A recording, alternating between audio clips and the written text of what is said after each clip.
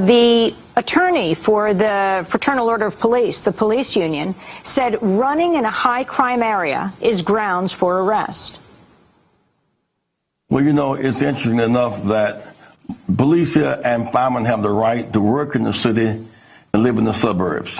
Some live as far away as York, Pennsylvania, and so they come in as occupying forces, not as neighbors. So often people are afraid of them because they're not tax-paying neighbors whose children go to school with their children. So there's this gap between police and people. All right, occupying force. Jesse Jackson talked about the Baltimore police.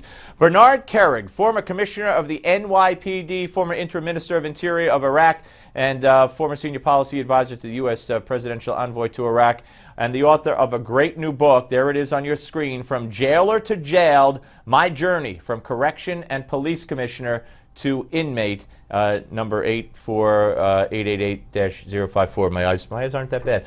Welcome, sir. I know the number. Always great to see you. I want to make sure I got it right. Okay. First of all, Jackson's comments. I mean, calling the police occupying force because some of them live out of the city. There's two issues with the piece. One, running from the police is not a crime. That's not a crime. You can't be arrested for running unless you're resisting arrest after you've committed a crime. But do cops have a right to pursue if someone runs from them upon eye contact? If they think there's reasonable suspicion or probable cause, yes. To at least investigate. That's number one. Number two, I will tell you, my son is a cop in Newark, New Jersey. My son lives in Newark, New Jersey. Okay. He doesn't live outside in the boroughs. He doesn't live somewhere else. He lives in the town where he works.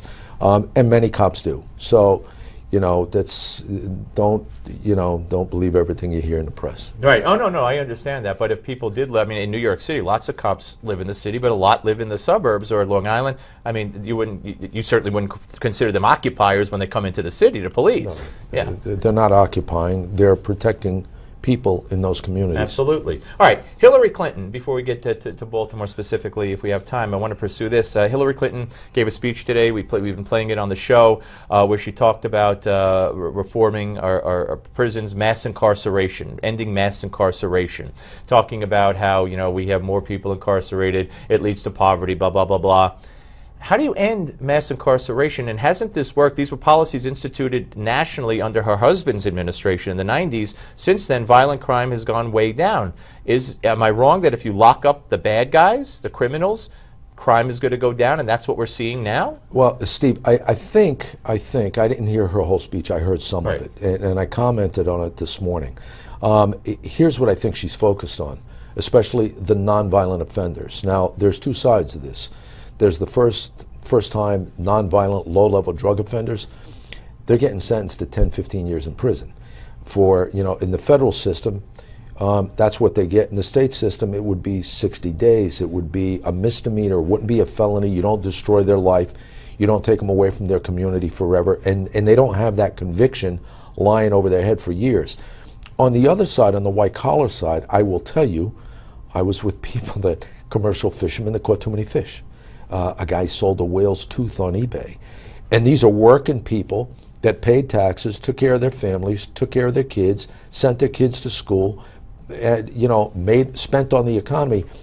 We're locking up thousands upon thousands of people in this country, mass warehousing people that don't need prison to pay for their mistakes. And I hope that's what she's talking about. Okay, fair enough. And of course, it will take more clarification from her as she goes along. And look, bad people that do bad things, they belong in prison. What about New York City? Now the city council says they're going to move ahead, whether the mayor signs on to it or not, and whether they could override the mayor against the wishes of the mayor, against the wishes of the police department, decriminalizing turnstile jumping, decriminalizing urination in public, and also open bottles in public, things that Rudy Giuliani put into effect as a response to the hellhole that New York had become under David Dinkins. I think here's a part of the problem. The people today that are in the city, many of them don't remember what it was like in the 80s. Right. I was a cop in the 80s. I was a the cop park in the 90s. Across the street, you couldn't go near it. It was a drug-infested rat hole. I had a foot post at that park.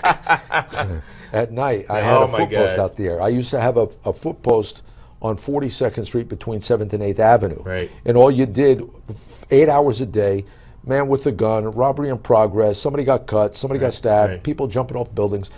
That's all you did. Now it's like Disney World. Yeah. At the end of the day, I think people forgot what those policies did for the city. And I think changing those things are going to take us in reverse. I think, and Bratton was the guy that started it. Right. You know, I think the mayor's right on supporting him. And I think the city council is wrong. Yeah, absolutely, and hopefully they won't be able to override a veto by the mayor. Great talking to you. Thanks for your perspective on all of those things. Appreciate it. Bernie Kerik. And again, the book, folks, From Jailer to Jailed, My Journey from Correction and Police Commissioner to Inmate. And there it is on your screen. Pick it up. It's a fascinating read, folks. Okay, we're going to have Give Me Five coming up next, so don't go away.